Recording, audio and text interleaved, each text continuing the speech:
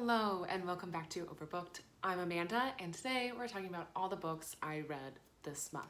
And when I say this month, I mean September, because it is now the day I'm recording, October 7th. Truth be told, before I jump into these books, I'm probably gonna be pretty quiet on my channel for a bit. I'm getting married at the end of this month and I'm currently taking a class. I have a lot of stuff going on at work, so I just feel a lot of I feel overwhelmed. So, and actually one of the things I feel overwhelmed about is not putting out content to my YouTube channel. And I've actually started watching a lot of videos on how to grow my channel and how to do that. So I'm excited to start implementing some of those skills that I've started learning. I just can't dedicate a lot of time to doing that right now. So if you might just see a wrap up on my video once a month, a wrap up video on my channel once a month, then that's me just trying my best, okay? I promise I will be back soon. I think after all this crazy wedding stuff is done, it will be a lot easier to focus on other things. So let's talk about the books. I read a lot of books this past month. I read fiction, a graphic novel. I read a nonfiction book. I read a memoir, and I read a historical fiction book. We have all the genres covered in this wrap-up video. So whatever book you're looking for, I'm sure we're gonna talk about it. So let's go. So the first book that I finished in September was Klara and the Sun by Kazuo Ishiguro. So bad at pronouncing names. But I read that and I don't even remember why I really picked it up. It really wasn't on my radar.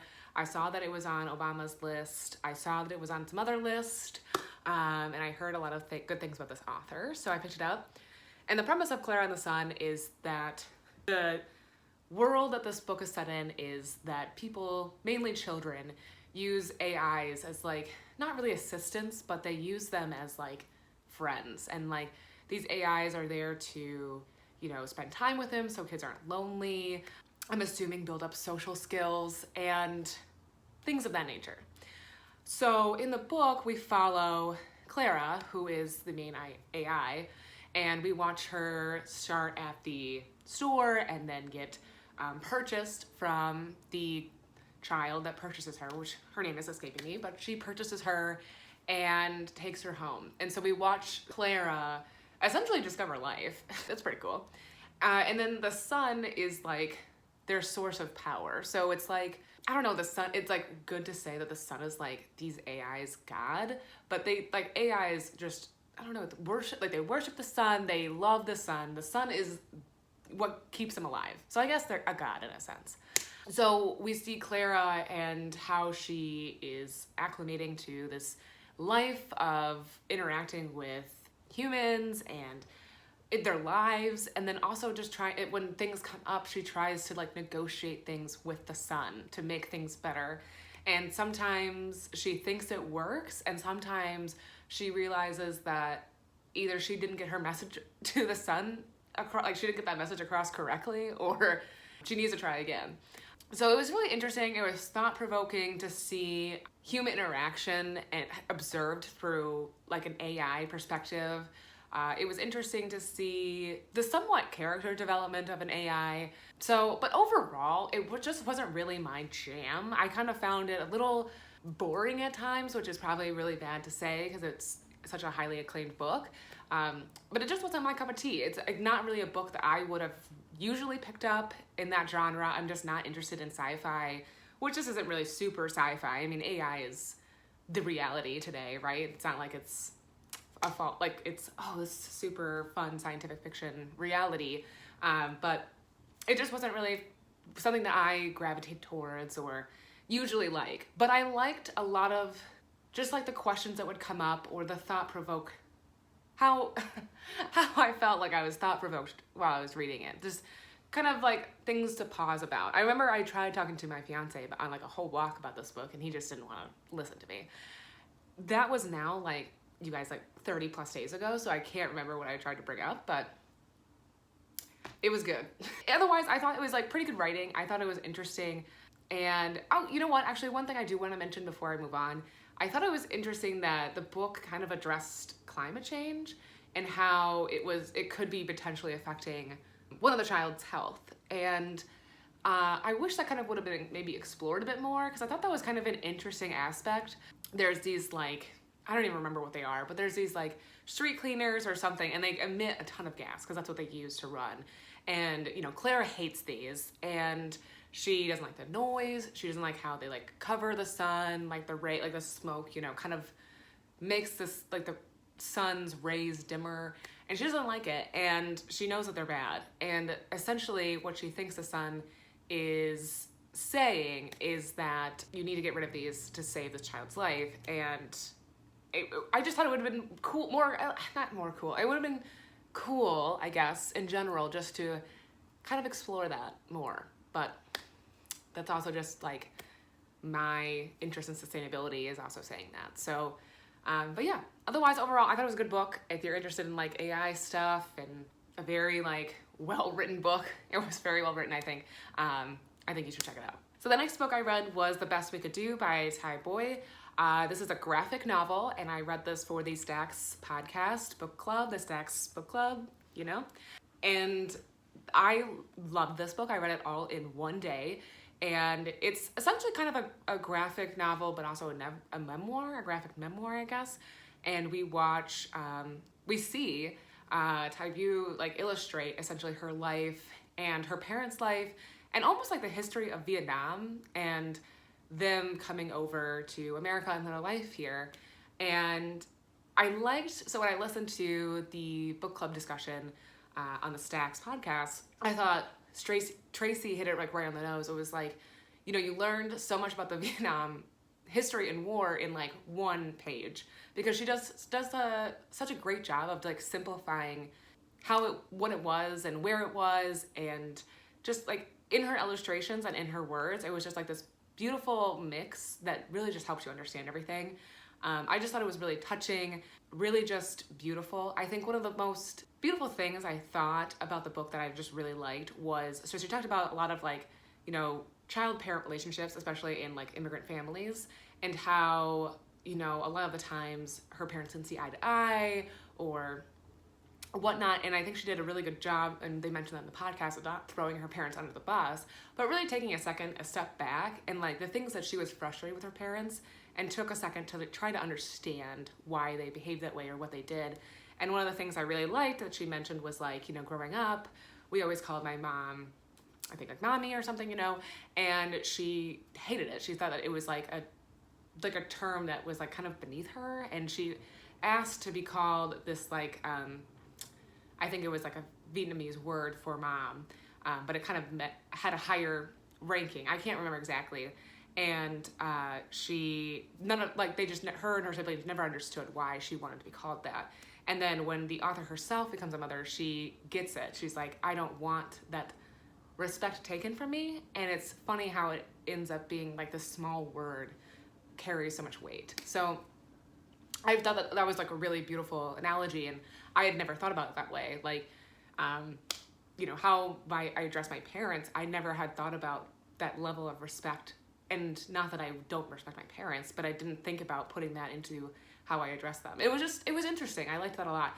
I loved this graphic novel. I loved this memoir. I thought it was amazing. So I think everyone should read it.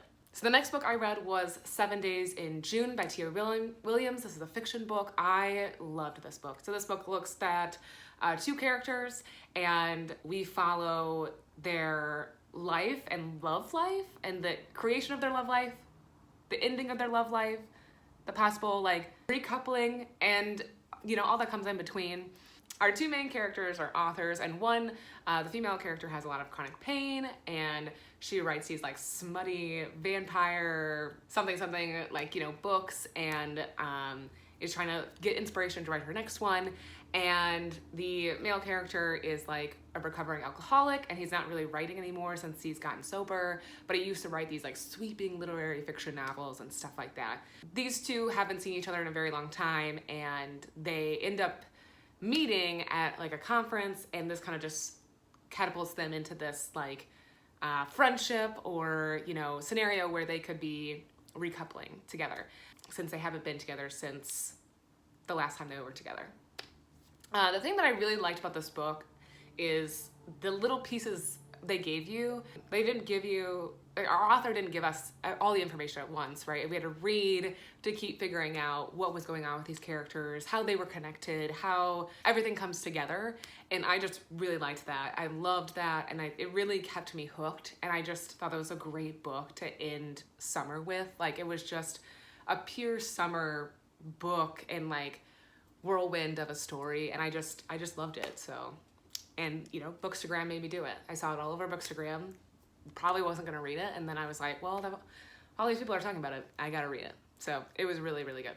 Next book I read was The Only Plane in the Sky, An Oral History of 9/11 by Garrett M. Graff.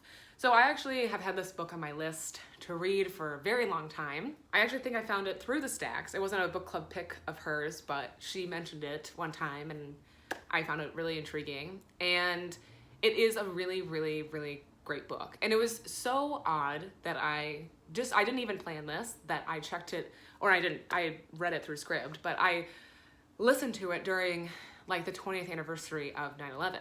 So I did not plan it at all, but it almost made it more impactful.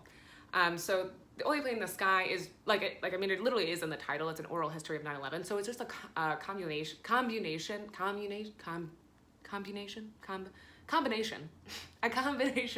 of different people's stories and like the author writing them down. So it kind of is like the Voices of Chernobyl, whereas the author is just compiling all of these people's stories and putting it in this book and just kind of reading over everything and making sure that people's stories are factual. Because, you know, like memories are so like, sometimes I think when there's like a traumatic event, sometimes you kind of forget, you know, timing. Like he was like, well, you know, he does have like a note at the beginning of the book, like, hey, you know, if somebody was like, I was going down the staircase at this time, and that actually doesn't really make sense. I just slightly adjusted it to make sense, that it added up in the timing. There was no really dramatic changes. There was just some things where, you know, to line up with the factual timeline of events, he had changed some things. Just because, you know, people's memories are, you know, constructive, and it's a traumatic event. So yeah, but otherwise everything was kept the same, and it was really powerful to hear people's story from that day.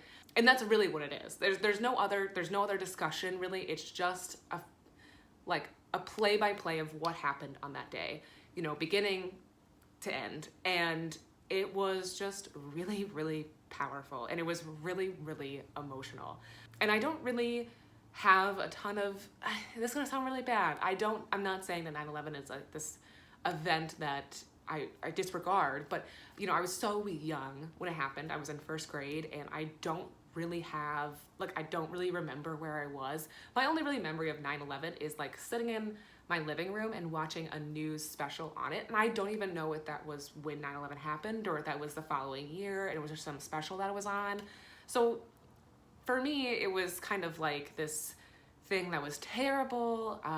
It impacted my travel, and which sounds so like I'm so like just whatever about it. But reading this really put a lot of things together, and I just, wow. Like hearing a lot of these people speak and just tell their story of what happened that day, it was just really, really emotional and at times kind of really difficult to get through. So I really liked it. I thought this was really important to read.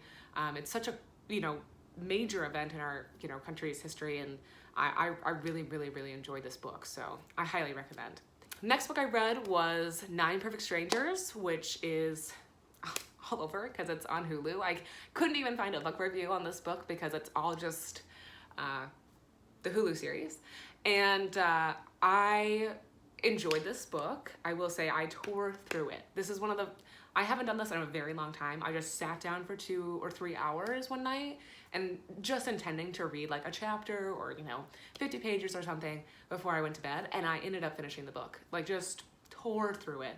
This is about 9 strangers who go to a health retreat or a wellness place and looking to hopefully change their life or make some adjustments. And the lady who runs it is trying some new ways of treating people, and things get a little cray-cray. But I think the thing that was just so cool about this book is, and it was kind of similar, like kind of like what I said in 7 Days in June, Whereas like you're not given all the information right away. Like you don't really know why some of these people are at this retreat or why they're here until like halfway through the book. Like some of them, I'm like, what the frick are you doing here? I don't understand. And you slowly get all of this information. And I think that's why towards the end, I really just tore through it because you get a ton of information all at once and you're like, whoa, where's this going? So I just really liked it. I've started the show. I don't know. I really enjoyed Big Little Lies and I really liked the show. And this is just, I haven't finished the show, so I don't know how it's going to end. I always know that there's going to have to be some things that are going to be different between the book and the show, right? It's like, obviously. But there's some things where I'm like, why? Why is this so different? It doesn't really matter. I don't know, whatever. I'm over it. The next book that I read was From the Ashes by Jesse Thistle, and this was a memoir. And we follow Jesse Thistle, and he is a Indigenous Canadian. And he just kind of details his life as he grew up with his Indigenous mother and white father, and they have a very rocky relationship, so they end up splitting, and then he actually ends up living with his grandparents for a time, and then later gets kicked out because of his abuse with drugs and alcohol, and we follow his journey as a homeless man, and that, you know, trouble with with drugs and alcohol essentially, and how he kind of digs himself out of that. And it was a really awesome, like, just journey of somebody. I can't, like, that takes a lot of perseverance to just come out on the other side, I think, of that, because as he illustrates, like, the system is really not on your side when you are just that, like, you're homeless, you are addicted to drugs, it's like this cycle you just cannot get out of, and it almost is like there's not a lot of resources for you to grasp onto, there's not a lot of people who have faith in you to get better, and so there's no reason for you to feel like you should get better. So it was just a really, really, like, wow, like, just impressive, just strength of character from the author, and that was just really, like, inspiring to read, to be honest. Not to discredit any of what I just said, it was not my favorite memoir. I don't think it was, and I don't know how to say this. I don't know what it was. It was just one of those books that I just didn't love. I just simply didn't love it. And I don't know why. I don't know why. I just don't think that it was one of the best ones I've read, and I really do enjoy memoirs, and I don't know what it was. I think some of it was a little too stretched out. Some periods of his time were too explained, and maybe some of it was a little dry, but other than that, I don't really know. I mean, I still think it was a really worthy book to read, and I'm glad I picked it up. I actually picked this up for the Girly Book Club, which I didn't end up attending, but I just don't know, I really wish I could have attended the book club, because there were some things I think that it would have benefited from talking to a group of people about this book to see what they were feeling about it, which maybe then I could have put my feelings in perspective or put them into words. So, but I would still recommend it. If you're looking for a good memoir, I think it was really, really good. And just, again, incredible strength of character and perseverance, and wow, I was just really, really blown away. The last book that I finished in September was Fast Girls, a novel of the 1936 Women's Olympic Team by Elise Hooper. This is a historical fiction book. I really wanted to read this because I read Fire on the Track a couple of years ago now, and this is, like, Fire on the Track was a nonfiction book about these girls, and so I was intrigued when I saw that there was a historical fiction book out about it, and it wasn't really great. It was good, fine. I don't know if I want to say good. It was fine. I listened to this on Scribd. It was so incredibly cheesy that I almost couldn't take it. It was so cheesy. And a lot of the things, you know, obviously I haven't read the Fire on the Track book in a while, so I actually watched my review to remind myself of what happened in that. So I'll put that review down below in case any of you are interested, but I felt like a lot of things just didn't line up. So, well, for reference, this book really just, I mean, it's in the title again, it's really just about the girls who went to the 1936 Olympics in Germany. And their kind of background and their stories, essentially. And each chapter showcases a different girl. And so one of the main characters that we see is Betty Robinson, and she is the first woman to win a gold medal in track at the Olympics. And I remember reading in Fire in the Track, the nonfiction book, that she didn't really think that women could really do a ton else other than track and field or whatever. Like, she didn't think that like long distance was really ladylike or graceful. Like, I mean, she wanted to do the sprinting, so that was a fine, but she wasn't like an advocate for everything, for all women. And in the book, it seems like she is like this, you know, the word feminist is never said, but all these women are pretty implied that they are very feminist and have feminist views. And that I don't think that that's how Betty Robinson was at all. And I also thought it was interesting where one of the characters who is gay, just seemed very skimmed over the hardships that she could have or probably did face. We just wasn't really addressed or talked about. We also get to see the perspective of the Black women who went to the Olympics but didn't get to participate. And it was kind of also just, I mean, some racial tensions were addressed, but it was also, again, very kind of glossed over, like almost kind of like when an issue came up that's a serious issue, whether it was LGBTQ plus or racial tensions or anything, it was almost like, gosh darn it, this is really a problem. But what can I do? Like, almost kind of like, okay, like I know it's 1930s and stuff, like a lot of this probably wouldn't have been, I guess, spoken about out loud, but it was almost just kind of like, even, I mean, you're hearing their internal thoughts. Like, Helen wasn't freaking out that she wouldn't be outed as gay, or Louise wasn't scared for her safety as a Black female traveling. I don't know. It was just kind of, I mean, those two things kind of came up, but they weren't like really dug into, which I was kind of disappointed about. Yeah, and I mean, like, when I say cheesy, it was so cheesy. Like, so cheesy. It was almost hard to listen to.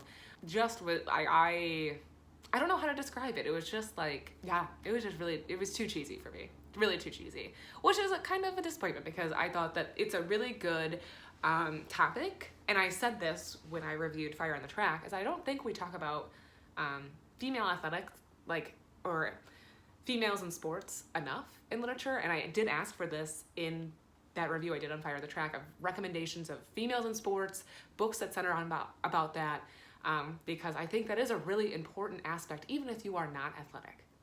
Even if you think that you're bad at every sport, I think it is very important to do physical movements that you can feel really proud of yourself and your body for accomplishing that. Like, even if you go for a walk and you come back and you're like, that was the longest walk I've taken, in a week or whatever. And I think that's a really good feat to do and celebrate.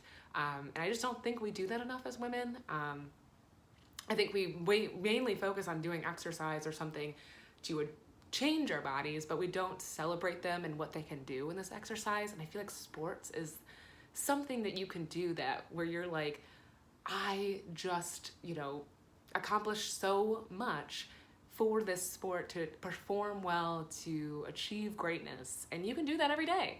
I don't know, I just think it's such an inspiring narrative. So any women in sports recommendations, put them down below. That's gonna be it for me. That's all the books I read this month, and I thought it was a great mixture of genres. Like I said, so many to choose from, and I actually had I felt like I had a great reading month. So I'm hoping to carry this through, even though I'm really busy. I'm currently reading 3 books right now, which is insane, but I'm loving it.